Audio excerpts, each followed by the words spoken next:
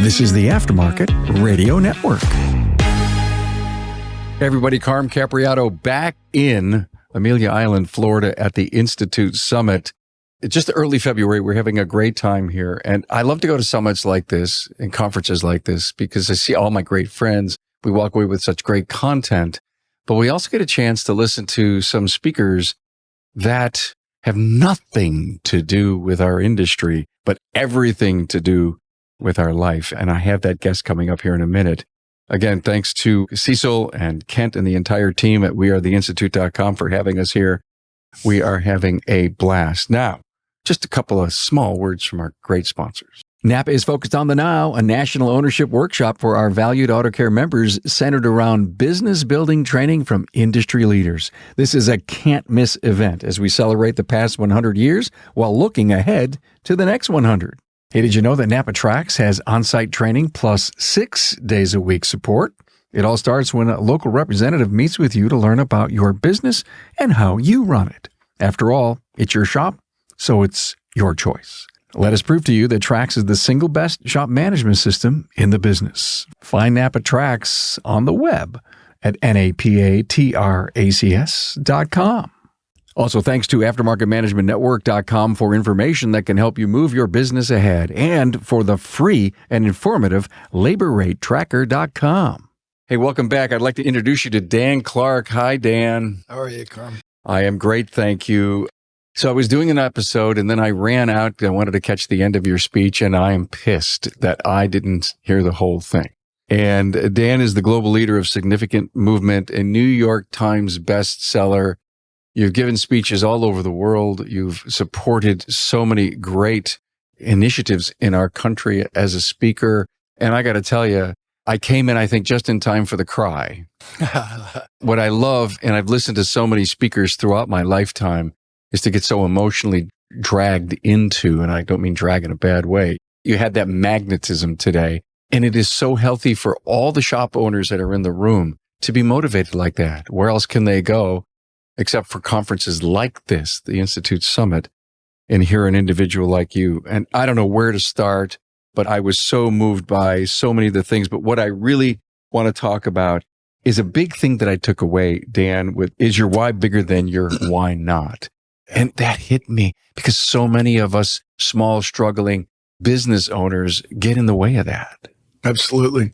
You know, it's so interesting when you bring up the significance of emotion. My father-in-law, he passed away of Alzheimer's, dementia. So I was curious, not only as a participant, a family loved one involved in that or facing that challenge, but I studied it enough to understand that when you talk to someone who's losing their memory, they lose their short-term memory, but they somehow maintain their long-term memory. And the science shows that the deeper the emotional experience during that event, the more it kicks in and logs into our long-term memory. So those stories that those loved ones can recall having Alzheimer's, it's interesting how they can't tell you your name. They don't recognize you. They can't tell you anything that happened on Tuesday, but they can relive with detail a battle in World War II or the day they fell in love with my grandmother or whatever the case may be. When it comes to sales, what we have to understand is that knowledge is power, but it has no heart. We don't learn to know, we learn to do. All the information in the world isn't going to make a person successful. It's like the guy who has 3 PhDs, one in philosophy, one in psychology, one in sociology. He doesn't have a job, but at least he can explain why. So bottom line, reason leads to conclusions, but it is emotion that leads to action. Let me repeat that. Reason leads to conclusions, but it is emotion that leads to action. And if I might just dovetail into the statistics that surround the noble profession of sales, which we're all engaged in, and it doesn't matter the industry, national statistics prove true that 44% of sales professionals quit after the first sales call, 24% quit after the second call, 14% quit after the third call, and 12% of sales professionals quit after the fourth or by the fourth sales call. That's 94% of our sales professionals who quit by the fourth sales call. Yet 85% of our sales are closed between the 5th and the 12th sales call. So we've got to figure out a way to make ourselves more compelling to talk to, more fascinating to be around, more educated and qualified to learn from.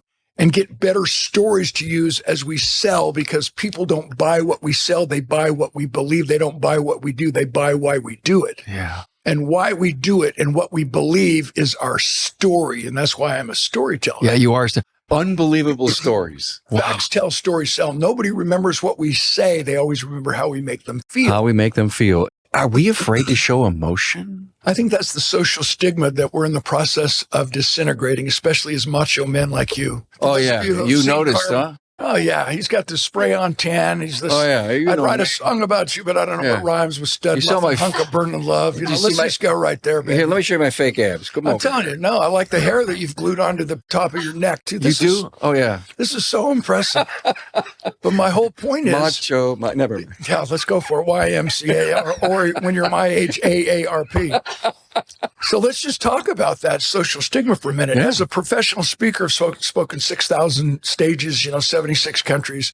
And now one of the key requests for a speech, for a theme, a topic for a speaker like myself is to come in and tactfully talk about mental health. I call it emotional prosperity. And they don't call it mental illness. That's a bad idea. But mental health and a state of emotional prosperity has to begin with us destroying the social stigma, especially for men. Be a big boy, don't cry. Cowboy up, build a bridge, get over it, get up and go again. That's significant. So let me throw in the champion's mindset. When you're an athlete, you enter that gym with the mindset to intentionally create discomfort on purpose. Mm-hmm. You go in and you want to put a little bit more weight on the bar today than you had on it yesterday. You want to spend one more minute on the pre-core or the elliptical than you had on the day before. It's a culture of resilience that we'll talk about. But in that mindset to create discomfort on purpose, what we have to understand is that if you're going to go for your max bench press, if you're going to put on more weight than you've ever put on, you have to ask for help. You have to ask for a spot. All the biggest muscular macho men in the gym have to ask for help. And when it comes to mental health, it's not a sign of weakness anymore to ask for help, to reach out, especially when you're confused or on the borderline of depression. It's okay to ask for help, and that's what we need to talk about. And again, back to storytelling. People don't remember what we say. They remember how we make them feel. Yeah. And I used 2 quotes today because we're talking to leaders and sales professionals. The purpose of a leader is to grow more leaders who believe what you believe, not generate more followers. And in the world of sales, the goal is not to do business with everybody who wants what you have. The goal is to do business only with those who believe what you believe, so they choose you, not just somebody who does what you do. So how do you get somebody to choose you? It's based on how you made them feel and them craving to have that feeling again, because they immediately attach you and your story and the experience, the customer experience they had with you. And now they want to walk past, drive past all the competition, craving that feeling that you shared together, reminding us that reason leads to conclusions, but it is emotion that leads to action. So the kicker in sales is based on one of my books, best-selling book called Story Selling. And it's how you master the 6 brain chemicals and choose the right story at the right time for the right reason to influence someone's decision-making based on the chemical that you trigger in that moment. And they're all different chemicals. They're all different feelings. And when you can make that person, invite that person, inspire that person to feel that specific emotion, they will buy, they will close themselves. They will be more philanthropic and double their donation at a gala. I've proven it time and time again for years and years, and that's what this book is about, art and science of story selling. Is it tough to learn? No, it's easy. My job is to convince someone through storytelling how to get a dopamine hit or a rush or something like that. You got it. Absolutely. You can rise to the occasion. I don't know how many of you viewers are basketball fans, but there was a great documentary on Michael Jordan called The Last Dance. There's a segment in there where they interviewed Charles Barkley. And in the first dream team in the 1992 Olympics, Michael Jordan, their coach, and Charles Barkley, they went out on a golf course. It was during the dream team kind of segment era. Yeah, where they were playing teams before they got to the Olympics anyway. They were in Puerto Rico to play Puerto Rico's team. And they played 18 holes of golf. And then coach and Charles Barkley said, let's go in. We got a game tonight. Michael Jordan says, no, I'm going to play another 18 holes of golf. Oh, really? You're going to be so exhausted. You're never going to be able to play at your highest level. After Michael Jordan played 36 holes of golf, He shows up to the locker room before the game and he asks the coach if he can guard their best player. And the coach said, no, he's not in your position. He says, I don't care. That guy badmouthed me in the media and I'm going to teach him a lesson. I'm going to take him to the hoop. And sure enough, Michael Jordan held that guy to 6 points, and he was their prolific leading scorer, a superstar. He held him to 6 points. Michael Jordan finished the game with 42 points, 12 rebounds, and 6 steals. And how do you answer that? You say, oh, Michael's just the greatest. No. How did he get in the zone? The zone is about brain chemicals. You've got to feel it. 2024 men's Olympic basketball game. And we're behind in the semifinal game behind Serbia for 35 minutes and 12 seconds. They're ahead of us. And in the last 12 minutes of the game, we score 17 points to beat them at the buzzer. Steph Curry ends up with 36 points, 9 3-pointers, and the last 4 from ungodly distances away from the hoop. He swishes to single-handedly seal the deal and win the game. And everybody says, Steph Curry was in the zone. No, Michael Jordan and Steph Curry know how to trigger adrenaline, endorphin, and dopamine. They're the 3 addictive drugs. They only stay in our bodies between 30 minutes and 120 minutes. They figured out how to trigger that in their own mind. Michael Jordan, don't piss off Michael Jordan because he knows how to trigger adrenaline and say, oh, yeah, you watch me shut you down. And endorphin is triggered by extraordinary exercise, pushing ourselves beyond our limit, digging deep for that second wind, but it's also triggered through humor. That's why I tell a lot of jokes in my speeches. And dopamine is checking the box. I've done that, or I'm in the process of doing it. So Michael Jordan triggered all 3 of those brain chemicals in himself and triggered them in his teammates to rise to the occasion and defeat Puerto Rico and then go on to win the gold medal as a dream team. Steph Curry, because of his performance, he ignited in himself and in his teammates. It's not just, wow, he found the zone. Wow, he's feeling it. Wow, he's the greatest shooter who ever lived. No, it's brain science. And he triggered in himself adrenaline to rise to the occasion, dopamine, endorphin. And then in that process, he also triggered it in his teammates. Now, here's the cool thing, my friend. At the end of the game, those of us who witnessed that and watched it, not only did we feel adrenaline, endorphin, and dopamine, and they're highly addictive, so we couldn't turn off the TV. We want that feeling again and again. That's why we become season ticket holders for the Lakers and the Warriors. But what happened is at the end of the game, when they're hugging and there's tears and we're cheering and you can hear USA, USA, that triggers serotonin, the recognition drug, and oxytocin, the love drug, because they were congratulating one another as true brothers. Mm-hmm. Proud to be American, standing on that podium and waving our American flag because of the brave. And those of us who were watching it also felt serotonin and oxytocin. So the science behind storytelling, especially on a podcast, it does not matter where we're talking. When we can tell the right story at the right time for the right reason, we can trigger those brain chemicals even online. And it's the most amazing and deepest way, most effective and long-lasting way to communicate. The NAPA Now event is a national ownership workshop for our valued AutoCare members centered around business building training from industry leaders. Now, it's not just about owning a shop, it's about owning your future. Join NAPA April 15th through the 17th, 2025 at the Venetian Resort in the heart of Las Vegas, known for its vibrancy, energy, and entrepreneurial spirit. At the event, ignite growth through business building masterclasses from leaders across multiple industries focused on expanding business opportunities. Now, masterclass topics include future-proofing your business, mastering emerging technologies for growth, leadership dynamics, inspiring, engaging, and driving success, shifting tides, understanding evolving consumer behaviors and your bottom line, and young leaders' lasting legacies, mastering succession planning for future growth. Foster collaboration with other like-minded NAPA AutoCare members and store owners. Stop at supplier studios for training, visit AutoCare vendor partners, and finally, join us in celebrating 100 years of NAPA Auto Parts, along with kicking off the next 100 years of partnership.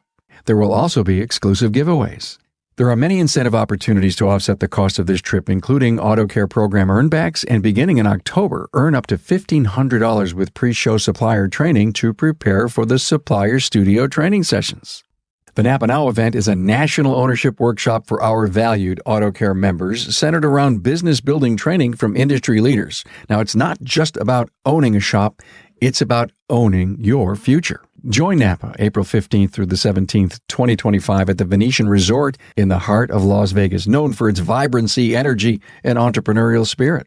Get ready to grow, connect, and celebrate. This is an exclusive event limited to the first 2,000 AutoCare members. Packages are going fast. If you're interested in attending, contact your servicing NAPA store or NAPA salesperson. Let's face it, your shop management system is the single most important tool in your shop, period. NAPA Trax was built from the ground up to make your business more profitable and efficient. We provide an extensive set of tools to increase and track profitability in real time. NAPA Trax offers the industry's best post-sale support, hands down, and we train your people on site. Yep, on site. And we offer remote refresher training 10 times a week, and customer support is open 6 days a week. Give us a call, visit the website, or join our Facebook community today to learn more. We'll prove to you that Trax is the single best shop management system in the business. NAPA Trax is always customized and tailored for you, whether you're a one-man shop or a large multi-bay or multi-location company. After all, it's your shop, so it's your choice. Visit us on the web at NAPATrax, that's NAPATRACS.com. So it's always great to get tips or ideas that you can call your own. At AutomotiveManagementNetwork.com, a favorite feature for many members is short and to the point, real-world ideas for your shop. At Automotive Management Network, they serve up over 365 tips to cover a year's worth of ideas that you can use to improve yourself and your company. Get a ton of great stuff at AutomotiveManagementNetwork.com, the creators of LaborRateTracker.com, the industry's only resource for labor rate info. I love telling stories and having guests on that talk about their overcoming struggle is one of the greatest stories in the world. And you had in that meeting room today, I'm going to guess 60 to 70% of people that were in a bad zone early on in their careers and in their life. Now they're here listening to a person like you, Dan. For them, it comes together. It's starting to click that they made personal moves themselves, not realizing it could have been dopamine, endorphins, all that stuff that when you were talking about this whole emotional thing with us guys, I had some interesting heart stuff that happened about 12 years ago. And after it, and my life was saved, I got so emotional. I cried at chick flicks. Of course, I thought that it would not be a great trait to have. But like you, when I tell some old stories about stuff, never before, but of late, I get very emotional. Yeah. Very emotional. That's a sign of authenticity. Do you realize, I was involved with Chicken Soup from day one, and the movie and the book, The Secret, came out, and Bob really? Proctor, one of my heroes, friend, he's the one that kind of illuminated the law of attraction, and he mystified it so much. A lot of people kind of tuned it out, or they thought I could just manifest this into the universe and it's going to happen. That's a bunch of crap. Bottom line, we don't attract who we want. We attract who we are. We attract what we believe we deserve in income, in a soulmate, in an intimate or professional relationship. It doesn't matter. As leaders, as parents, we teach what we know, but we reproduce who we are. And so it's important for us to get our act together and figure out what we believe and why we believe it. And once we do that, everything happens according to our desire, according to what motivates us, as you said before, when we realize our why. And our why is bigger than our why not. We don't have to be motivated ever again. We just do it because we know we should. And so what happens, let me just finish this little deal, because the science proves true. We can ask and debate this all day long. What's the first thing that attracts us to one another?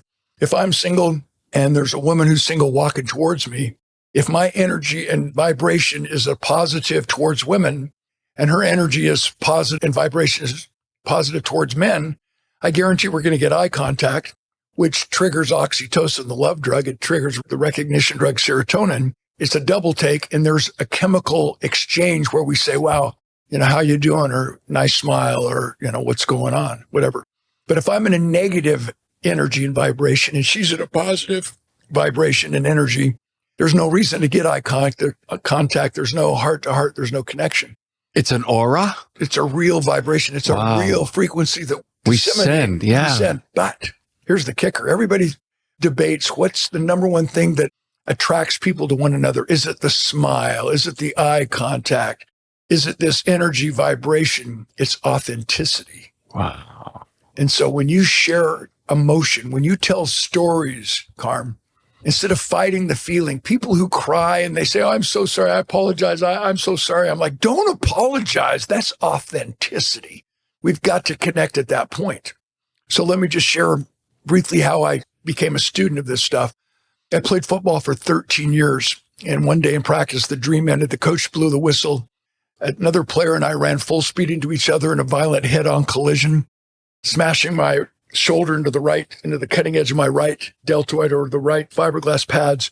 I slammed to the ground. I compressed my 7 cervical vertebrae. I severed the axillary nerve of my right deltoid muscle, and I suffered a grade level 2 concussion, which is one of the worst kinds. My eye drooped. I had loss of speech. I couldn't talk anymore. My right side was paralyzed. My arm dangled helpless by my side. Fast forward, I was paralyzed for 14 months. I went to 16 doctors, 15 of whom told me I would never get better. I would never recover. I don't know how many of your listeners have ever heard that. What happens if you believe it? You never get better. And my life spiraled downward until I hit what I thought was rock bottom. Now that I fought my way back to a 95% recovery, the 3 most frequently asked questions are these that would be of interest to your listeners, to your viewers. Number 1, Clark, what do you mean you thought you hit rock bottom? Ladies and gentlemen, no matter how hard life gets, no matter how tough things get, nobody ever hits rock bottom. We hit rock foundation. We hit rock belief. We hit the baseline core values on which we were raised. And if you think your organization, if you think your auto shop, if you think your business hit rock bottom, hit a bump so bad during COVID that it hit rock bottom, wrong. It did not hit rock bottom. It hit rock foundation. It hit the baseline governing principles on which it was built. Wow. You're standing on a foundation, and you have to choose now. And as I mentioned to GPG yesterday, 85% of family-owned businesses go bankrupt by the 3rd generation. Yeah. Why is that? Because this new generation refuses to subscribe to the same core values, governing principles that grandpa and grandma used to start the business, to scale the business, and to grow the business. And so suddenly this new generation has a silver spoon in their mouth. They think it's entitlement when it's really opportunity. And if they would just subscribe to the core values that never change, regardless of the industry, regardless of the generation, work ethic, sacrifice, service before self. What can I do for you to make sure you leave me saying, I like me best when I'm with you. I want to see you again. I like me best when I'm with you. I want to see you again. That basically takes the retention of your best people, takes into consideration everything, and you will not let your company go down the tube simply because of a lack of understanding. Second most frequently asked question is, Clark, why did I keep going to so many different doctors? Bottom line, I kept going from doctor to doctor until I found one who believed I would get better. Belief is so powerful. And the third most frequently asked question that answers the discussion, that adds value to what we're talking about. Hey, Clark, what took you so long to recover? What took you so long to get better? And the answer is I stayed paralyzed for 14 months because I was asking the wrong questions. I was asking the doctors how to get better when I should have been asking myself why. And once we answer why, I figured out the how-to becomes clear and simple. Not easy. The hard is what makes it great. But so you don't think this is just a rah-rah, get up and go again, Clark. You can if you think you can. Methodology for my recovery. No, it was based in science. It's based in physiology. Because what we know is that when we only focus on the how and the what, we only engage the head. We only engage the brain. It makes us transactional. Here's what we need you to do, and here's how to do it. And then you walk away, and reason leads to conclusions, but it's emotion that leads to action. So there's no inspiration. They're like, really? I'll just take my time. Really? I don't want to do this. I'm not going into work today. Blah, blah, blah, blah, blah. But what we now know is if you only focus on the what and the how, it only engages the head, the brain. But when you add to that a passionate why and a compelling want, a real goal that's meaningful to you, it connects the head with the heart. And physiologically proven, our blood pumps more rapidly, our brains fire, and our muscles magnify, which maximizes our performance. And that's why you see someone hustle. That's why you see someone dig deep for their second wind, to rise to the occasion. That's why you see famous stories about these strong women, but not superstars, superhero women, whose kid is trapped in a car and they have some superhuman strength to lift the door open when it's stuck shut, or lift the car off of one of their loved ones. And afterwards, they're like, I don't know how I did that. I don't know. I do. Your why was bigger than your why not. Yeah. And you triggered adrenaline, which forces your blood into the parts of your body where you need it.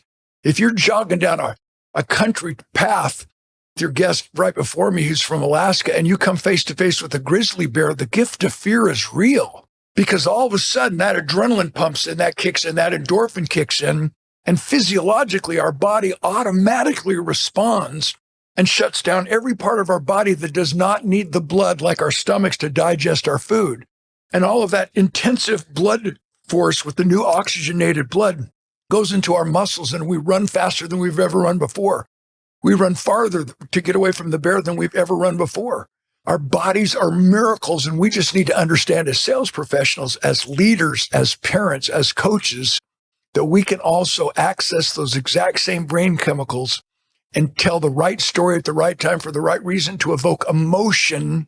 And therefore, all of a sudden, they change their decision-making and they close themselves on the deal. No one likes to be sold, but everybody likes to buy. I hope this is making sense. It is, Dan. Your why was, I'm not done yet. Exactly.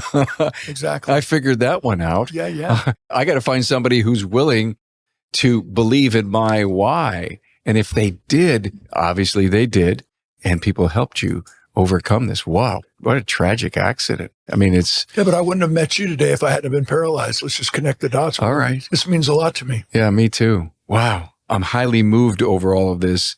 So one of the things you did say was about win with the right brain. I know I'm a right brainer. Oh, yeah. I have some left, but I'm a right brainer, which makes me maybe an I. Maybe the left brainers are the S's and the C's, and high disc. I love that. We win with the right brain. Explain. Well, the story I used, I flew a fighter jet. I've flown all the fighter jets, bombers in the United States Air Force and Navy. And my first fighter jet experience was with an F-18 out of Patuxent River, Maryland. It was an awesome experience. And when we landed, I asked the pilot, how did we fly this magnificent high-tech machine? And he said, by feel. I said, what do you mean? He said, you become the plane. I said, what do you mean? He said, when you climbed up the ladder and slid into the cockpit, did you strap into the F-18 or did you strap the F-18 onto you? So my point is, the cockpit is crammed full of gauges and gadgets, highest technology available to the human mind. And yet you fly the jet with the right brain, not the left brain, cognitive, psychobabbling, neurotechnical, educational side. You go with passion, creativity, so it's feel. imagination. It's feel. Feel the jet, strap it on, strap life onto you, and trigger your passion, creativity, and imagination in every conversation. Ow. Michael Jordan made up stories to actually trigger adrenaline and dopamine, and especially adrenaline, but dopamine and endorphin. Adrenaline is the urgency drug. Endorphin is the motivation drug, and dopamine is the performance drug. Serotonin is the recognition drug, and oxytocin is the love drug. And when you can master those, maybe people can contact me at danclark.com. Check out my book, Story Selling. I didn't come on here to sell any books. No, I know that. I got to buy that. It's such fascinating science to me that you can actually have a conversation, especially in a podcast, when someone asks you a question and you can say, let me answer that with a story. And now people remember our stories because they connect with how we make them feel. I love it. I think that's the biggest takeaway from this episode. Tell a story. You're there to serve and help customers overcome a problem or to maintain a very important vehicle of theirs, which is freedom in their life that gets them to work. No one wants to be in front of a service advisor at our counter when they have a problem with their vehicle. It's the last place in the world they would love to be. But telling a story in between doing the work to get an estimate to check them in, I think requires an individual that has probably a lot of self-awareness and could be a game changer. I just said an and I hate to say ums because I'm thinking as I'm speaking. This is fascinating. We got to do more on this. I'm so interested. I got to read your book and then we got to do some more. I fly out. We can do the Zoom podcast anytime you want. Thank you so much. Where do you live? Buffalo. No kidding. I'm a huge Bills fan. Yeah, Dalton Kincaid's my guy from the University of Utah. Right. Okay. Huge fan of Josh Allen. Let's talk, baby. Right. I've been to Buffalo many times. So the Bills lost. Then we got on a plane and we've been in. They didn't lose. Time ran out, but they didn't lose. I know that. You're right. Remember that. You're absolutely right. It's a huge deal. Yeah. So we have been everywhere. And I'm sorry to my great friends in Kansas City, but we have found so many Bills fans and Eagles fans while we've been out. I was the MC at the retirement dinner banquet for who's your all-pro defensive lineman? Why can't I think of it? Bruce Smith. Thank you, Bruce Smith. Yeah. Coach Levy was there. Yeah. Cornelius Bennett, Thomas, they were all there. I'm such a fan of Jim Kelly. I have my own Make-A-Wish Foundation story with Jim Kelly. I got a bubble signed by him. Okay, what a dude. Anyway, let's do this again. And maybe I conclude with one of my iconic stories from chicken soup for the soul. Puts everything to perspective, because my message today with all of these amazing mechanics was you're not fixing cars. Yeah. You just happen to use that as your vehicle to touch people's lives, to communicate, to talk about fixing their lives. And when I played football and I got hurt, I had to realize that football is just what I did. It's not who I am as a man. And when we identify ourselves in terms of what we do instead of who we are, we become human doings instead of human beings. Unacceptable success is what we seek. So going full circle, if we want to get somebody to choose us, not somebody who does what we do, we've got to reach out and connect at that heart-to-heart level and connect the head with the heart. And the best story to talk about this support, this unconditional support that I'm here for you no matter what, is one of my favorite stories to share. Maybe the perfect way to conclude this episode. Yeah, maybe. Dan Clark, thank you so much for being here. I want to tell the story. Don't cut me off yet. You're like my junior prom day, so you take me home. This is not going well. Oh, I thought you were done. No, come on, baby. Let's go. After I paid that much money for a meal, I need at least a kiss goodnight. Come on. Come on, dude. Don't cut me off. What do you mean you want to go home? A mother encourages her daughter to come home as soon as school is over. The time comes, the time goes.